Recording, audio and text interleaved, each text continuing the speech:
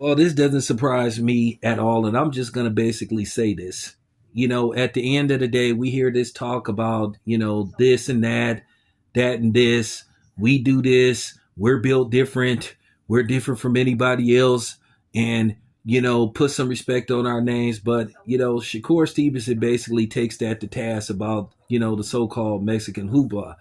You hear this a lot. Sergio Mora, who happens to be of Mexican descent, and that's cool. Hey, nothing wrong with representing your people, you know.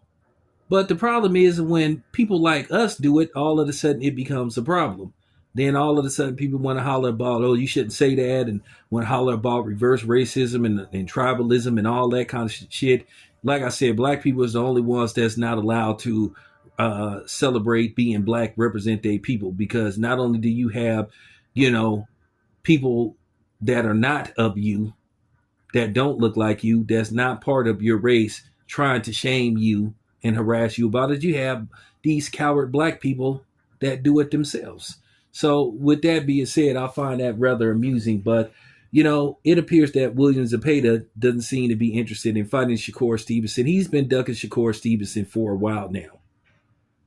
Even though Shakur Stevenson, according to reports, agreed to fight in a 18 by 18-foot ring. And that isn't good enough. Now all of a sudden he has a hand injury. Some people believe it can be basically contribute to basically him not looking too good versus Tevin Farmer in a razor thin victory over Tevin Farmer, in which people thought once again this is another fight that could have went in favor of Tevin Farmer, but at the end of the day, Tevin Farmer always gets the short end of the stick. So now William Zapata, before he said he had a hand injury, he was talking about that they have options besides Shakur Stevenson. At the end of the day, you hear this talk all the time about, how tough Mexican fighters are, and they don't back down, and they always willing to accept the fate. Well, what's up with this particular fate? Now it's excuses. You hear this stuff all the time. But, at the end of the day, if you Mexican and you want to represent your people, you proud of who you are, that's fine with me. But my thing is, don't come fucking with me when I represent my people. You know? And I wear my race on, on my shoulder, on my sleeve, and have it in my heart. So don't come with the shaming tactics.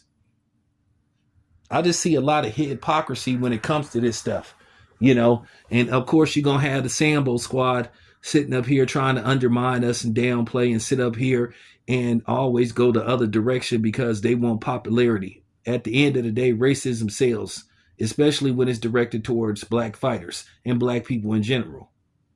Now, before somebody come over here talking that victimhood stuff, oh please, I double dare you to say that.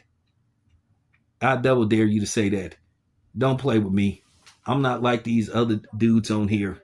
I keep it 100, and I always keep it 100. So William Zapata looking real bad right about now.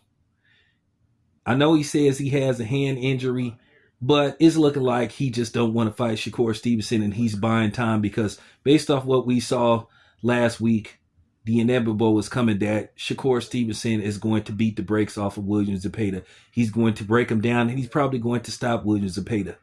And at the end of the day, he doesn't want to look bad. I guess he thought that Shakur Stevenson was going to say, "Oh no, I'm not going to fight in a 18 by 18-foot ring. No, no, no, I can't do that." So what happens when you get your bluff called? So all of a sudden, now it's a hand injury. I mean, I'm trying not to say that I'm not buying this, but at the same time, I'm putting a question mark around this. It just comes across as he doesn't want to fight. And I find that mighty interesting that Oscar De La Hoya, while doing the latest episode of Clapback Thursday, he brought up this particular subject saying, hey, it's not the promoters, it's not the network, it's the fighters. They the ones that don't want to make the fights that people want to see. And at the end of the day, you should be calling Zapata out because Zapata looking real weak right about now. He looking real weak right about now. He looking real suspect about now. They've been trying to get this fight going for at least a year, and it's just always something. Now, for the people that's mad at Shakur Stevenson about some stuff that he said in the past, I'm just gonna be honest with you. I don't give a fuck. So you fake, you know what I'm saying, militant hotep niggas, y'all fake too. Y'all pick and choose when you want to try to be, you know what I'm saying, when you want to be, I'm black, y'all, and I'm black, y'all, and I'm blacker the black, y'all. Stop it. Because y'all were the same ones that was overly attacking Terrence Crawford for Errol Spence. Wasn't no white people really, wasn't no Hispanic people, it was mostly black people. So you fake hotep, fake militant niggas, fuck y'all too. But Williams Zapata looking real bad right now. And it's just no way to get around this. He looking real suspect. He looking real marshmallow. He looking real Looney Tunes / Warner Brothers Daffy Duck. Despicable. So there you go. Anyway, it's your boy Town Biz. I'm out.